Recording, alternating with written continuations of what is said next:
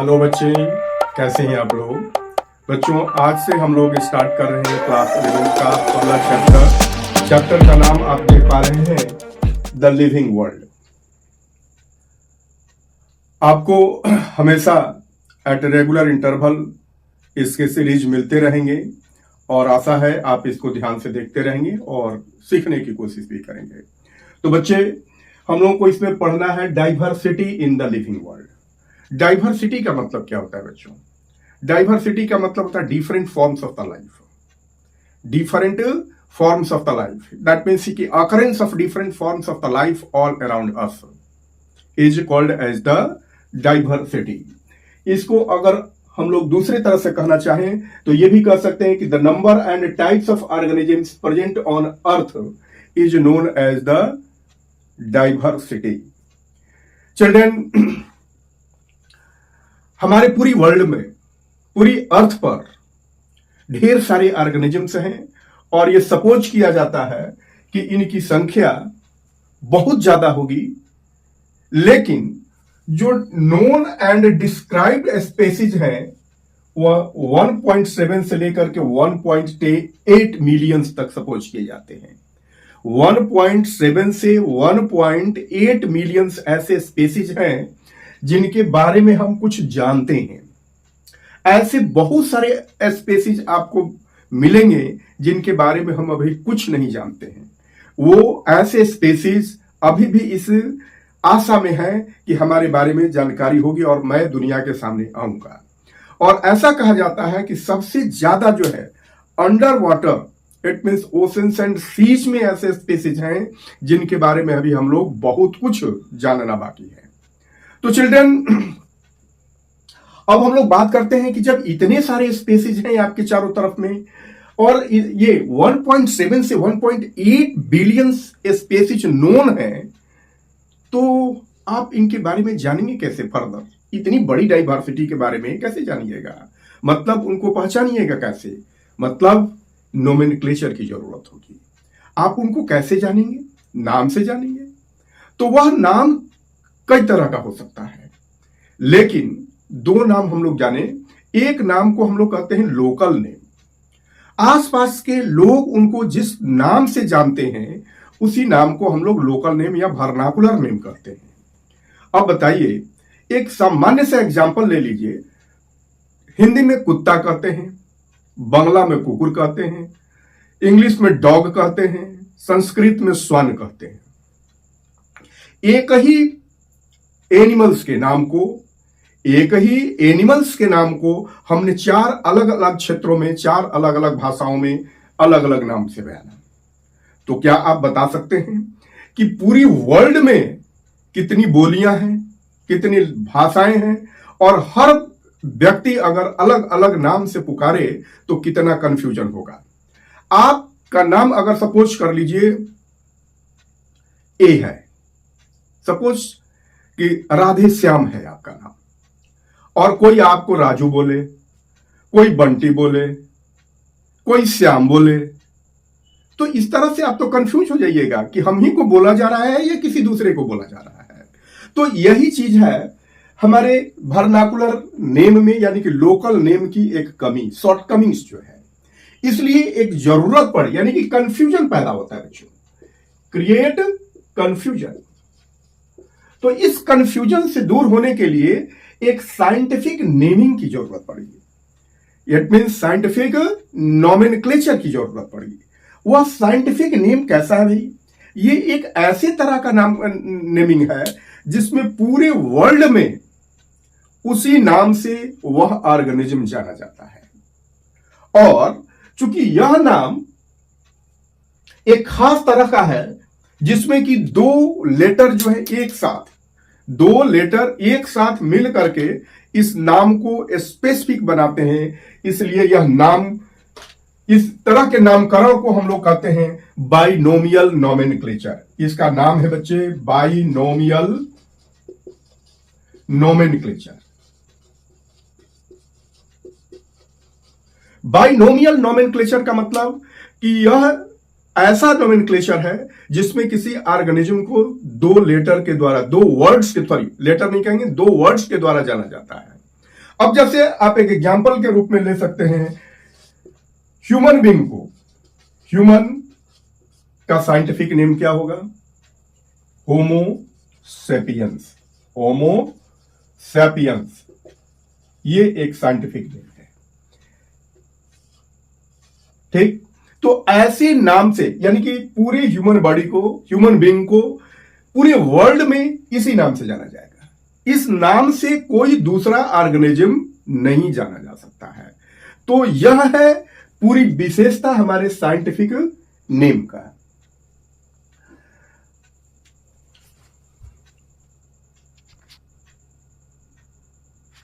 हम लोग बात कर रहे थे बाइनोमियल नोमेनक्लेचर की। बाइनोमियल नोमेनक्लेचर यह कैरोलस लीनियस के द्वारा डेवलप किया गया था। और यह पता कैसे चला? यह पता चला कैसे कि यह कार्ल लीनियस के द्वारा जो है डेवलप किया गया? तो इन्होंने 2 बुक्स लिखे थे, उन्हीं का रेफरेंस लिया गया। पहला बुक का नाम था स्पेसीज प्लांटेरम। पहले बुक का नाम क्या चीज था? स्पेसीज प्लांटेरम, जिसको उन्होंने 1753 में पब्लिश कराया था। और इसमें 5900 स्पीसीज ऑफ प्लांट्स के बारे में उन्होंने बताया था। दूसरा चीज, एक और बुक लिखे थे उन्होंने, सिस्टेमा नेचर, जिसका पब्लिकेशन जो है 1758 में हुआ था। और इसमें उन्होंने 4356 स्पीसीज एनिमल्स के डिस्क्राइब किए थे। तो इसके आधार पर, इन बुक के आधार पर पता किया गया, तो मालूम चला कि किसी भी ऑर्गेनिज्म का नोमेनक्लेचर 2 नाम से होता है। इसके बाद इस काम को और बढ़ाया गया। इसमें कुछ कोड्स ऑफ नोमेनक्लेचर की बात सामने आई। कितने कोड्स ऑफ नोमेनक्लेचर आए? ये 19th और 20th सेंचुरी में इनका एडिटिंग हुआ। इन्होंने जो कुछ भी कहा उनमें थोड़ा बहुत कुछ बदलाव आया। उसके बाद 5 कोड्स ऑफ नोमेनक्लेचर एग्जिस्टेंस में आया। पहला नोमेनक्लेचर है international code for botanical nomenclature, जो कि ICBN। ये एग्जामिनेशन पॉइंट ऑफ व्यू से बच्चे बहुत ही इंपॉर्टेंट है। ये आपको कई तरह से पूछा जाता है, ये आपके NCERT में मार्क है, इसको दिमाग में रखना चाहिए। International code for botanical nomenclature, मतलब इस कोड के अंतर्गत प्लांट्स का नोमेनक्लेचर कैसे किया जाएगा। Study of plant children botany कहा जाता है, इसलिए international code for botanical nomenclature पहला कोड बना। एनिमल्स के नोमेनक्लेचर के लिए दूसरा कोड तैयार हुआ, international code of zoological nomenclature, जिसका नाम है, एब्रिविएशन है क्या चीज? ICZN। ये 2 आपके NCERT में मार्क्ड हैं। बाकी 3 NCERT में नहीं दिया गया है, इसको हम लोग NCERT प्लस कर सकते हैं। लेकिन 5 कोड्स ऑफ नोमेनक्लेचर हुए। इन 5 कोड्स के साथ कार्ल लीनियस का जो कंसेप्ट था नोमेनक्लेचर में, उसको भी ध्यान रखा गया और तब जाकर के कुछ जनरल रूल्स ऑफ नोमेनक्लेचर बने।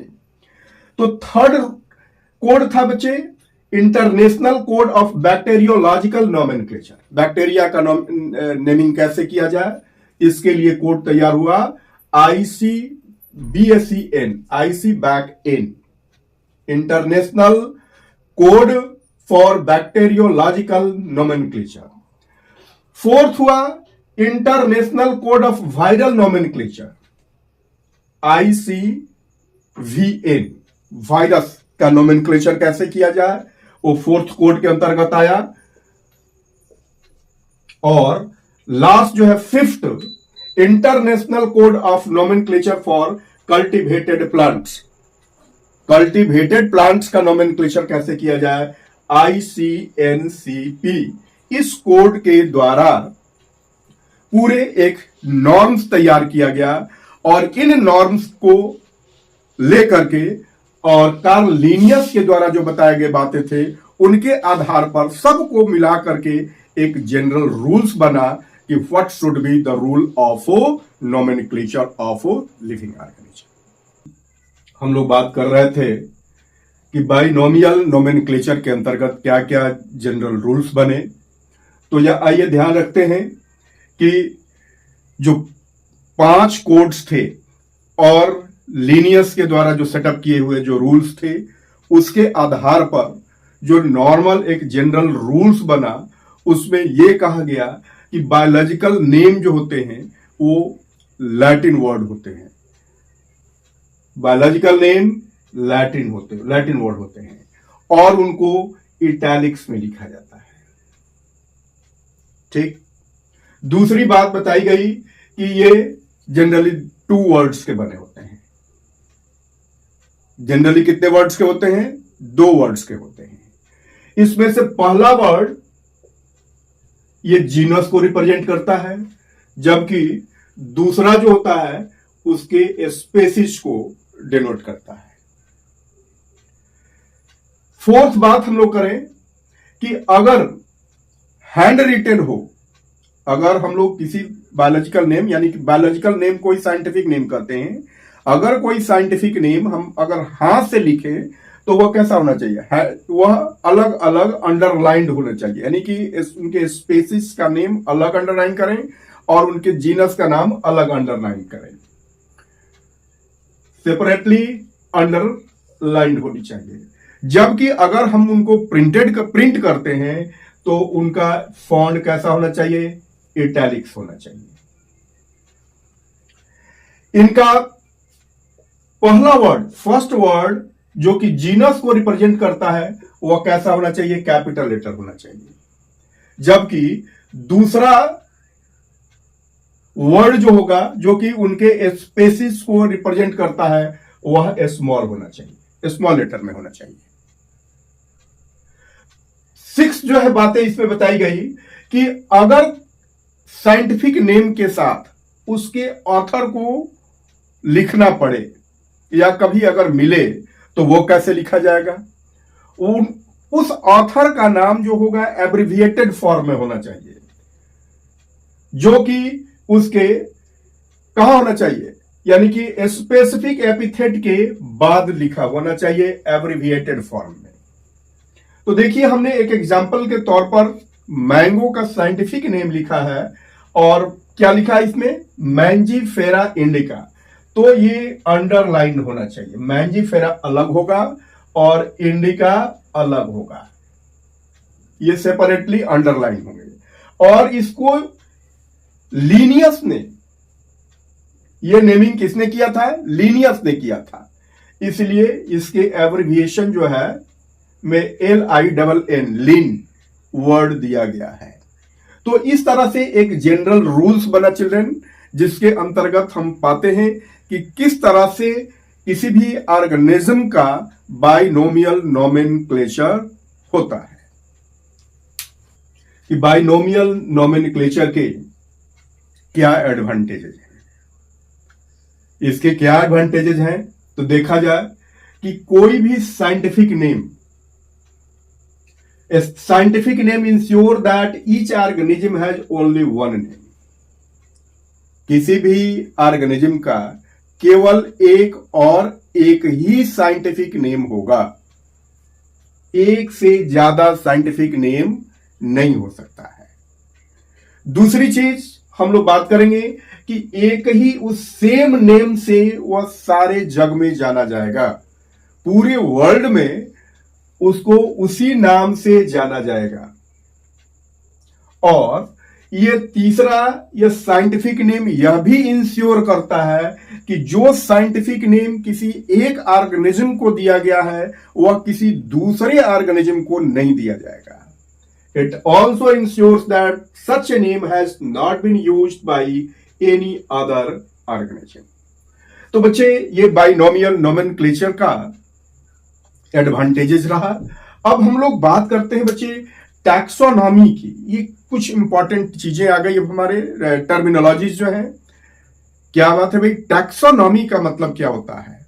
तो taxonomy is the branch of science, taxonomy is the branch of science that deals with identification, nomenclature and classification of organisms. किसी भी ऑर्गेनिज्म, हम लोग बायोडाइवर्सिटी की बात करते हैं तो भाई उसमें क्या साइंस, ब्रांच ऑफ साइंस होगा ना, बहुत बड़ी ब्रांचेज है, ये क्या कह सकता है, डाइवर्सिटी है, तो डिफरेंट ब्रांचेज ऑफ साइंस के अंतर्गत हम लोग उसको पढ़ेंगे।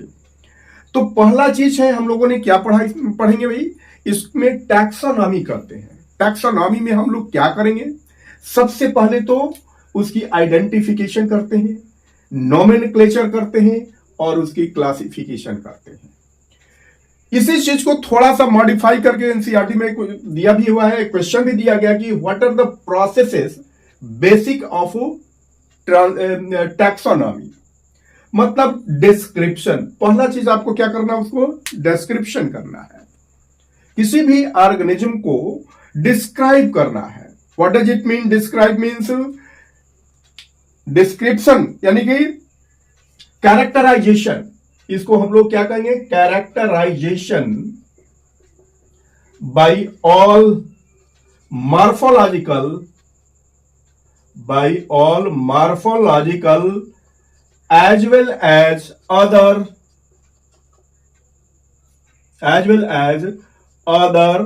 features। उसको अगर आप आइडेंटिफाई करते हैं, डिस्क्राइब करते हैं, दैट मीन्स उसको कैरेक्टराइजेशन कहें या उसको डिस्क्रिप्शन कहें। दूसरा चीज आइडेंटिफिकेशन। आइडेंटिफिकेशन का मतलब क्या चीज है, मतलब आप किसी को जानते हैं, मतलब उसका नाम आपको मालूम है। It means finding of correct name, finding of correct name, ये हो गया क्या चीज, आइडेंटिफिकेशन की बात हो गई। तीसरी बात अगर हम लोगों को करना है नोमेनक्लेचर। नोमेनक्लेचर का मतलब क्या हुआ, naming of an organism, naming of an organism. और फोर्थ क्या हुआ, 4 बेसिक्स हैं ऑफ टैक्सोनॉमी, यानी कि 4 चीजें हम लोगों को पढ़ना ही है। इसको हम लोग कहते हैं क्या चीज, कि grouping of organisms on the basis of similarities and dissimilarities. Grouping of organisms on the basis of similarities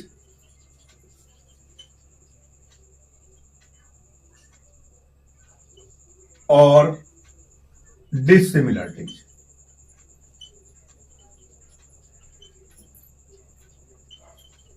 तो बच्चे process of basics of taxonomy की बात कर लें। फिर और हम लोग एक नाम जोड़ दें इसमें कि टैक्सोनॉमी के फादर कार्ल लीनियस को कहा गया है। क्यों कहा गया है, क्योंकि हम लोगों ने 2 बात पहले जान चुके हैं। क्या चीज, कि कार्ल लीनियस के ही प्रयास से, जो कि उन्होंने 2 बुक लिखे थे। पहला बुक का नाम है स्पेसीज प्लांटेरम, पहला नाम हम लोगों ने सीखा था क्या चीज, स्पेसीज प्लांटेरम। और दूसरा क्या चीज है, दूसरा है सिस्टेमा नेचर। दूसरा क्या चीज है, सिस्टेमा नेचर। इन 2 बुक्स को आधार मान करके हम लोगों ने क्या चीज किया था, इनकी आइडेंटिफिकेशन, या ये कहा जाए कि हम लोग बाइनोमियल नोमेनक्लेचर की बात किए हुए थे, बाइनोमियल नोमेनक्लेचर किए हुए थे। और उसी नोमेनक्लेचर में इन सारी बातों का आधार मिला हुआ है। दैट मीन्स उनकी कई चीजें उसमें मेंशन्ड है, identification, nomenclature and classification. That's why Carl Linnaeus is also known as the father of taxonomy. अब हम लोग अगली बात करते हैं बच्चे, क्या चीज, सिस्टमैटिक्स। एक नया ब्रांच ऑफ साइंस है सिस्टमैटिक्स। सिस्टमैटिक्स ये टर्म लीनियस के ही द्वारा दिया गया हुआ टर्म है, और इसका मतलब होता है, ये चूंकि ग्रीक वर्ड है, इसका ग्रीक वर्ड क्या होता है? सिस्टेमा, और सिस्टेमा का मतलब होता है ऑर्डर या सीक्वेंस। मतलब सिस्टमेटिक्स का मतलब आप system in the system, arrangement in the system, शब्द सह मीनिंग इसका हम लोग ये कर सकते हैं। इसको कैसे डिफाइन कर सकते हैं कि the science deals with diversity, the branch of science that deals with diversity of organisms and their comparative evolution trend या evolutionary relationship. The branch of science that deals with biodiversity plus evolutionary trend. Biodiversity plus evolutionary trend, ये हम लोग कह सकते हैं। ये keyword क्या चीज? सिस्टमेटिक्स के लिए। ठीक, अब बात करते हैं बच्चे, एक अगला टर्मिनोलॉजी है हम लोगों का टैक्सोनॉमिक कैटेगरीज। टैक्सोनॉमिक कैटेगरी, ये टैक्सोनॉमिक कैटेगरीज क्या है? टैक्सोनॉमिक कैटेगरीज का मतलब क्या होता है? Grouping of organisms, grouping of organisms at various levels. एक बात जानिए बच्चे, जिस तरह से यह एक पॉलिटिकल वर्ल्ड जो है या ज्योग्राफिकल वर्ल्ड भी कह सकते हैं, बहुत सारे भागों में बांटा हुआ है, कैटेगरीज है। जैसे पूरा वर्ल्ड क्या चीज में बांटा गया है? कॉन्टिनेंट्स में बांटा गया है। कॉन्टिनेंट्स को कंट्रीज में बांटा गया, कंट्रीज को फिर स्टेट में बांटा गया, स्टेट को फर्दर जो है डिस्ट्रिक्ट्स में, टाउन में, विलेजेस में, मोहल्लों में, गांव मोहल्लों में और परिवार में, फिर इंडिविजुअल्स में, ऐसे ऑर्गेनाइजेशन है। उसी तरह से बच्चे ये पूरा बायोलॉजिकल वर्ल्ड जो है, यह पूरा बायोलॉजिकल वर्ल्ड कुछ खास तरह के कैटेगरीज में बांटा गया है। और ये कैटेगरीज क्या होता है भाई? टॉप मोस्ट लेवल को हम लोग क्या कहते हैं? किंगडम कहते हैं। टॉप मोस्ट लेवल को हम लोग किंगडम कहते हैं। उसके बाद निचला, उससे नीचे क्या आता है? जैसे कॉन्टिनेंट था, कॉन्टिनेंट्स को क्या चीज में बांटा गया? कंट्रीज में बांटा गया। तो पूरे किंगडम को कुछ फाइलम्स में बांटा जाता है। अगर वह एनिमल्स ग्रुप से बिलोंग करता है तो वह फाइलम में होगा, अगर वह प्लांट्स ग्रुप से बिलोंग करता है तो उसको डिवीजन में बांटा जाता है। फर्दर इनको फिर क्लासेस में बांटा जाता है। क्लासेस को ऑर्डर में बांटा जाएगा, ऑर्डर को फैमिली में, और फैमिली को जीनस में, और लास्टली जो है सबसे छोटा यूनिट जो होता है उसका स्पीसीज होता है। तो बच्चे ये हुए सारे टैक्सोनॉमिक कैटेगरीज। इन कैटेगरीज को एक खास शब्दों से भी हम लोग जानते हैं, जिसको हम लोग कहते हैं, ये जो रैंक हुए, इनके क्या हुए? रैंक। और इस रैंक को हम लोग कैसे के रूप में डिनोट करते हैं? इनको हम लोग बच्चे कहते हैं taxon. Each rank, each category referred to as unit of classification, each category referred to as a unit of classification representing a rank called taxon. यानी कि किंगडम एक टैक्सॉन हो गया, phylum taxon, class taxon, order taxon, यानी हर एक level को हम लोग टैक्सॉन कह सकते हैं। इसका प्लूरल टैक्सा होता है। और ये सारे टैक्सॉन्स को अगर हम किसी सीक्वेंस में अरेंज करके लिखें, चाहे वो असेंडिंग ऑर्डर में हो, चाहे वो डिसेंडिंग ऑर्डर में हो, तब हम लोग इसको कहते हैं टैक्सोनॉमिक हायरार्ची कहते हैं। अगर सारे टैक्सोनॉमिक कैटेगरीज यानी कि टैक्सॉन्स को अगर हम लोग आइदर इन असेंडिंग ऑर्डर में या डिसेंडिंग ऑर्डर में लिखें तो इसको हम लोग टैक्सोनॉमिक हायरार्ची कहते हैं बच्चे। और ये टैक्सोनॉमिक हायरार्ची जो लिखा हुआ है बच्चे, ये क्या चीज है? Arrangement in ascending order, ascending order में दिया गया है। तो बच्चे ये भी काफी इंपॉर्टेंट क्वेश्चंस यहां से आते हैं, इस पर भी हमें ध्यान देने की जरूरत होगी। अब हम लोग करेंगे स्पेसिस का। तो स्पेसिस ये सबसे हम लोग देख लिए कि लोएस्ट कैटेगरी है in the hierarchy of taxonomy, सबसे लोएस्ट कैटेगरी है। और एक स्पेसिस में आपस में उनमें मैक्सिमम सिमिलरिटी रहती है। एक स्पेसिस में आपस में मैक्सिमम सिमिलरिटी रहती है। इसको डिफाइन कैसे करते हैं? डिफाइन करते हैं कि group of similar organisms which can interbreed with each other producing fertile young ones। मतलब ऐसे ग्रुप ऑफ ऑर्गेनिज्म जो आपस में बिल्कुल एक जैसे देखने में लगते हों और इंटरब्रीड भी कर सकते हों, मतलब आपस में रिप्रोड्यूस करें और उनका जो ऑफरिंग्स पैदा हो उनमें भी रिप्रोड्यूसिंग कैपेसिटी हो, ऐसे ग्रुप ऑफ सिमिलर ऑर्गेनिजम्स को आप क्या कहते हैं? स्पेसिस कहते हैं। अब जैसे सपोज कर लीजिए काऊ एक स्पेसिस हो गई, एलिफेंट एक अलग स्पेसिस हो गया, डॉग एक अलग स्पेसिस हो गया। क्यों?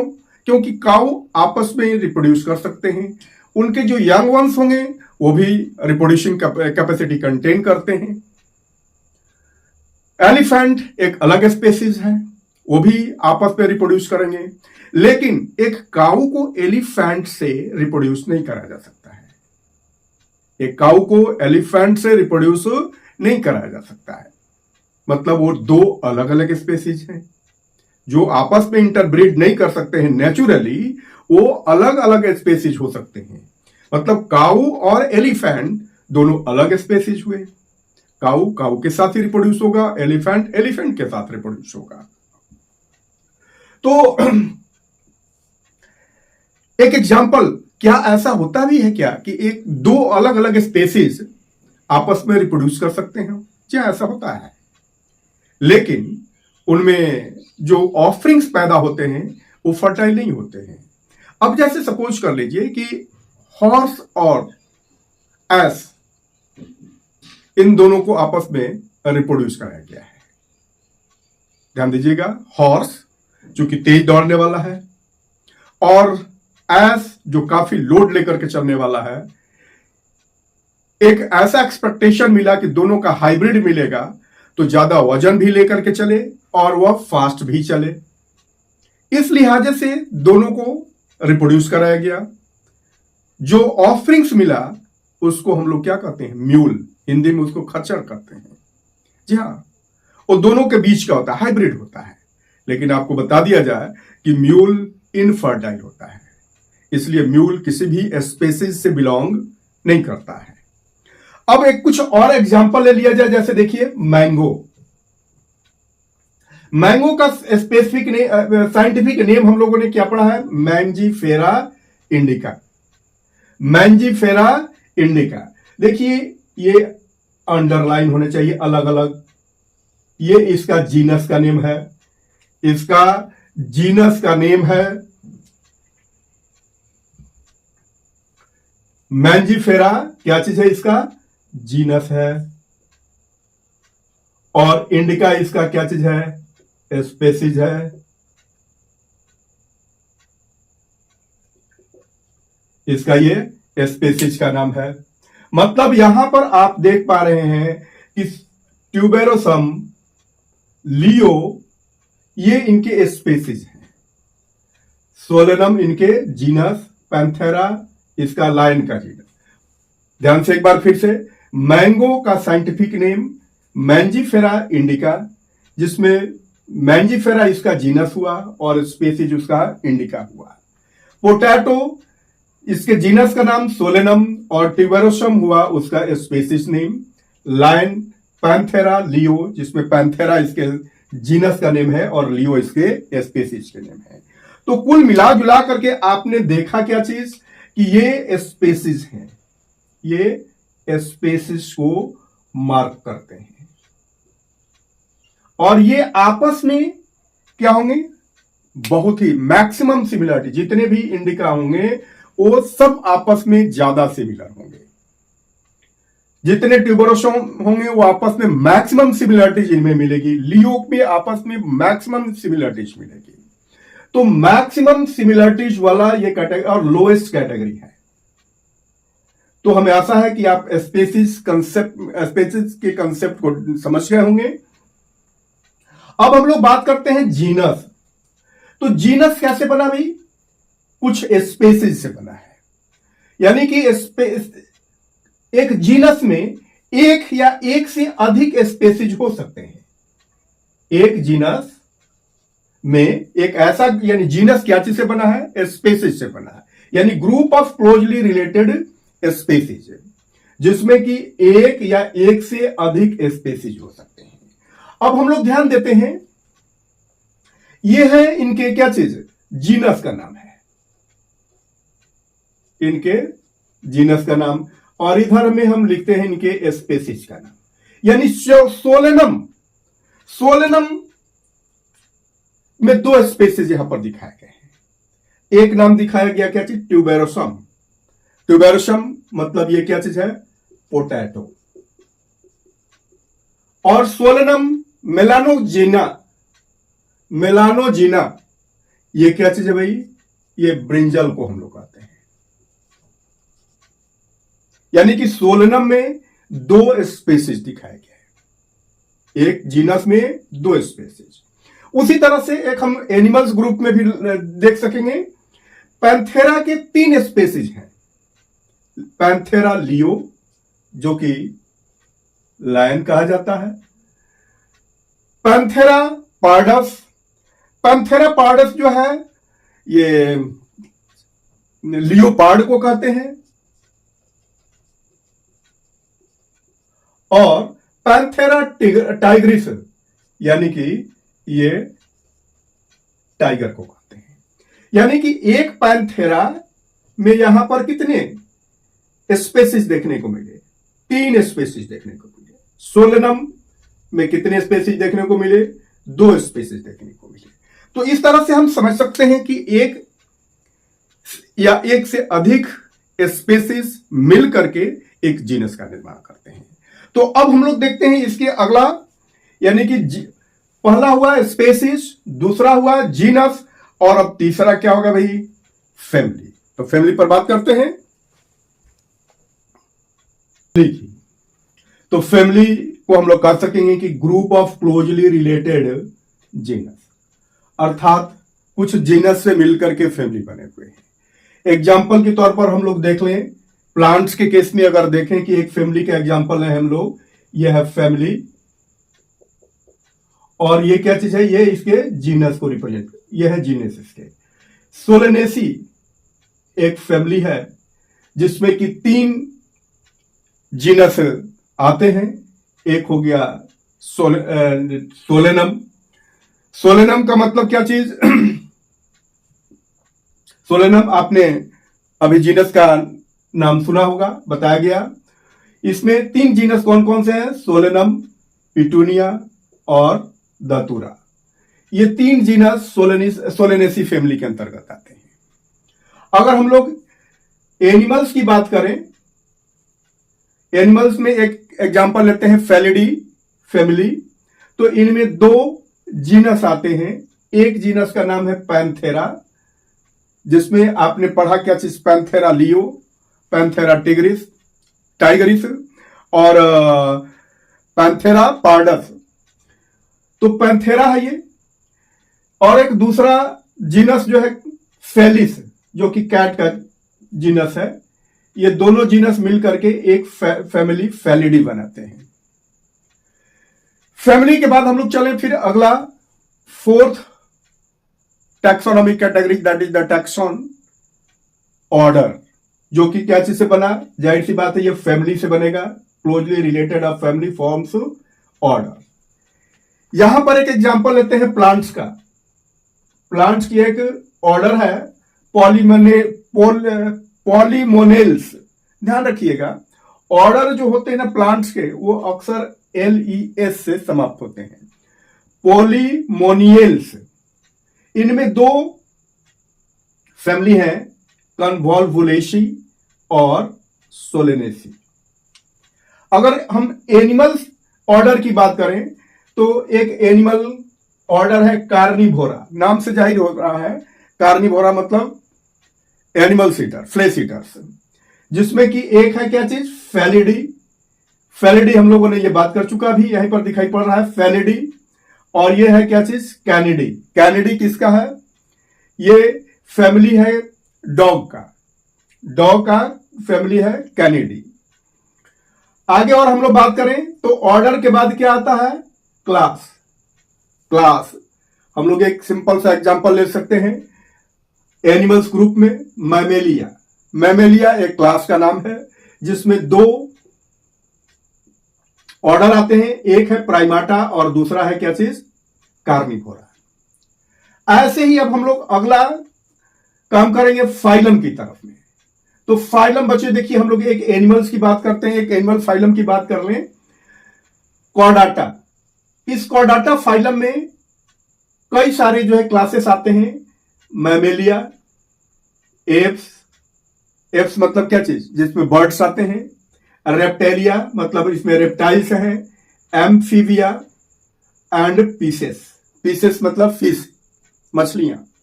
इनमें आपको 5 जो है क्लासेस देखने को मिलते हैं। अब एक प्लांट्स का फाइलम नहीं, बल्कि हम लोग क्लास क्या कहते हैं, प्लांट्स की अगर बात होगी तो हम लोग वहां पर डिवीजन कहते हैं बच्चों, वहां पर फाइलम नहीं कहते हैं, वहां पर हम लोग क्या कहेंगे, डिवीजन कहते हैं। तो एक प्लांट्स के डिवीजन की बात करते हैं, एंजियोस्पर्मी। एंजियोस्पर्मी मतलब फ्लावरिंग प्लांट्स, जिनमें फ्लावर्स डेवलप होते हैं, उनको हम लोग एंजियोस्पर्मी कहते हैं, उनके डिविजन्स को। और ये 2 तरह के होते हैं, एक डाइकोटिलेडनी, जिनके सीड्स में 2 कोटिलेडन्स होते हैं, जैसे चना हुआ, आम हुआ, ये डाइकोटिलेडनी हो गए। और मोनोकोटिलेडनी, जिनके सीड्स में एक ही कोटिलेडन्स होते हैं, जैसे मेज हुआ, ग्रासेस हुए, कोकोनट हुए, ये मोनोकोटिलेडनी हो गए। और सबसे ऊपर आ जाते हैं, हम लोगों को क्या मिलेगा, किंगडम। तो बच्चों पूरी लिविंग वर्ल्ड को हम लोगों ने बात किया, क्या चीज की, 5 किंगडम में क्लासिफाई किया गया है। वो पहला क्या चीज है, मोनेरा। मोनेरा जिसमें कि प्रोकैरियोटिक ऑर्गेनिजम्स आते हैं। प्रोकैरियोटिक मतलब क्या चीज, जिसमें न्यूक्लियस वेल डेवलप्ड नहीं होते हैं, ये प्रोकैरियोटिक। प्रोकैरियोटिक और यूनिसेलुलर होते हैं, ये यूनिसेलुलर प्रोकैरियोटिक होते हैं। प्रोटिस्टा ये भी यूनिसेलुलर ही होते हैं, लेकिन ये यूकैरियोटिक होते हैं। यूकैरियोटिक मतलब इनमें सेल पूरी तरह से डेवलप होता है विथ वेल डेवलप्ड न्यूक्लियस। तो यूकैरियोटिक और ये यूनिसेलुलर भी होंगे। फंजाई, ये देखिए, ये यूनिसेलुलर भी हो सकते हैं और मल्टी सेलुलर भी हो सकते हैं, यानी कि ये टोटली यूकैरियोटिक, हेट्रोट्रॉपिक, इसमें न्यूट्रिशन जो है कहता है होता है हमेशा हेट्रोट्रॉपिक, और यूनिसेलुलर या मल्टी सेलुलर हो सकते हैं, मल्टी सेलुलर हो सकते हैं। प्लांटी बचे, ये ऑटोट्रॉपिक और मल्टी सेलुलर होते हैं। और ये क्या चीज, हेट्रोट्रॉपिक, मल्टी सेलुलर होंगे। तो बच्चे इस तरह से हम 5 किंगडम का एक जनरल इंट्रोडक्शन लिए, और आगे हम लोग बात करते हैं अब 3 डोमेन्स ऑफ लाइफ। डोमेन्स का मतलब क्षेत्र, एरिया, अलग अलग तरह के क्या क्या हो सकते हैं। तो देखिए ये नया सिलेबस में ऐड किया गया है, इसको पढ़ना होगा। तो 3 डोमेन्स में क्या क्या है, आर्किया, बैक्टीरिया एंड यूकैरिया। आर्किया और बैक्टीरिया ये प्रोकैरियोटिक हैं, जनरली हम लोग इसको पढ़ेंगे आर्की बैक्टीरिया के रूप में, और इसको हम लोग पढ़ेंगे यू बैक्टीरिया के रूप में हम लोग को पढ़ने को मिलेगा। तो ये आर्किया एंड बैक्टीरिया ये दोनों प्रोकैरियोटिक हैं, दैट मीन्स यूनिसेलुलर माइक्रोब्स हैं। आर्किया एक्सट्रीम क्लाइमेटिक कंडीशन में मिलता है, वाइल बैक्टीरिया जो है हर जगह मिल सकता है। ठीक है, तो आर्की बैक्टीरिया है और ये क्या चीज है, बैक्टीरिया हो गया, जो कि प्रोकैरियोटिक ग्रुप से ये बिलोंग करते हैं। यूकैरिया जो है ये यूकैरियोटिक ऑर्गेनिजम्स हैं, जो कि 3 तरह के हो सकते हैं, फंजाई हो सकते हैं, प्लांट्स हो सकते हैं और एनिमल्स हो सकते हैं। तो बच्चे ये आज का चैप्टर हम लोगों का ये समाप्त हुआ। हमें आशा है आप इसको खूब बढ़िया से ध्यान से पढ़ेंगे, देखेंगे और अगले चैप्टर के लिए आप तैयार भी रहेंगे। अगला चैप्टर भी बहुत जल्दी आने वाला है, इसको आप रिपीट करें, 2 बार 3 बार देखें, पढ़ें, लिखें, प्रैक्टिस करें और पूरी अच्छी तरह से तब तक के लिए